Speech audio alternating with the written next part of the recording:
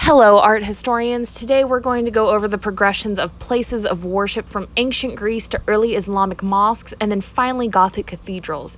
We'll take a deep dive into the history and artistic pieces found in these places, the architecture and the iconography that is hidden within the walls of these amazing monuments.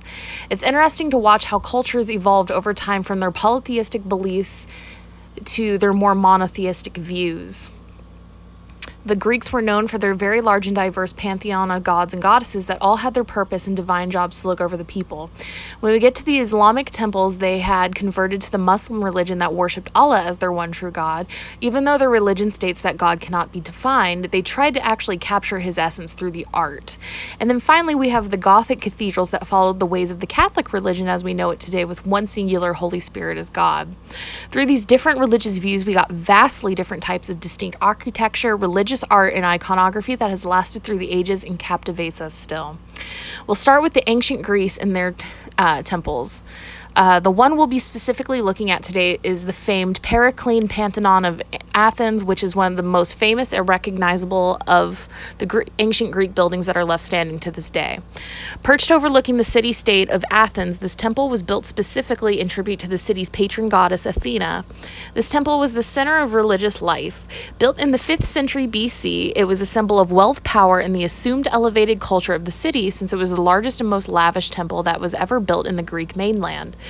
Directed to be built by Pericles after the Greco-Persian Wars, the architect was Ictinus and Callicrates. The main characteristics of this temple and temples of this time were that they were made of local stone and marble, and inside the Periclean Pantheon of Athens, there's actually a massive gold and ivory statue of Athena. Most Greek temples were rectangular in shape with large stone columns holding the entablature roofs up, thus creating symmetry, harmony, and balance throughout the entire structure. And actually, what's funny about this one in particular is that even though it looks really symmetrical, it actually curves a little bit, which creates this little optical illusion that they did with some of the temples back in the day. The columns and ceilings usually had line work and intricate engravings in them, depending on the deity the temple was constructed for. And these temples were built to serve as homes for the individual gods and goddesses that protect those specific regions, and this allowed for their followers to bring them offerings and sacrifices. Next, we're going to look over the Islamic temple called the Imam Mosque, or also known as the Great Mosque of Isfahan. Most cities where a large Muslim population can be found tend to have a primary congregational mosque for its followers. Mosques can be extremely diverse in their design and dimensions due to the style of the period that they were constructed, the geographic region that they are found in, and the choice the patron they are dedicated to, and the expertise of the architect that was brought on to construct it. The Imam Mosque was built in 1611 and is considered an everlasting masterpiece of the architecture of Iran. Its beauty and splendor is mainly due to its 7-color mosaic tiles and calligraphic inscriptions. When you look at this piece, it is actually awash in beautiful sapphire blues, bright golden yellows and greens, and so much detail you barely know where to look next. This glazed tile is a beautiful example of cuir de seca tile work, and using these tiles has a long history in the Middle East, going as far back as ancient Mesopotamia. They were used to decorate wall, ceilings, and gates. And the Imam Mosque, almost every single surface is covered. When it came to the entrance portal, the ceramists had to manufacture a very special variety of shapes with curved surfaces to actually cover the complex forms of the Macrinus-filled pointed half dome. This was a technological triumph for the time and left an amazing display of abstract decoration. Lastly, we're going to explore the intricacies of the Basilica of Saint-Denis in France. Constructed in 1135, this cathedral is a very special place and destination of pilgrimage for its followers.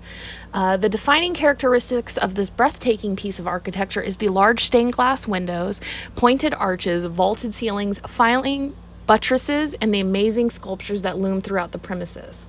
The basilica is a statement of importance and stateliness.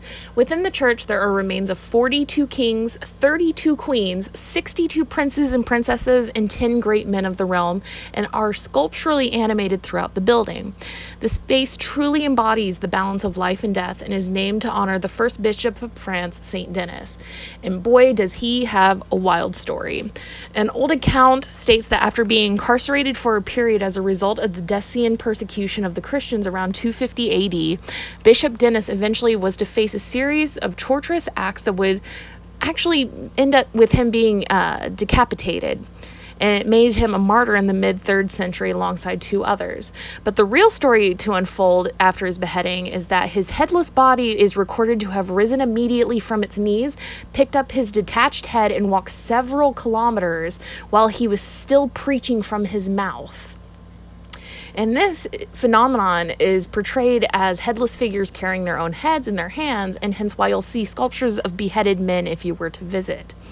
So from what we've covered here, we've gone from ancient Greece and its strong towering pillars to 17th century Islam and its awe-inspiring mosaic tiles and intricate details to 12th century medieval Gothic cathedrals and its beautiful stained glass and gorgeous sculpted tombs. All with their gorgeously distinct differences, what brings them together throughout the ages is their sole purpose to give their followers a beautifully ornate place to feel closer to the deities they worshipped.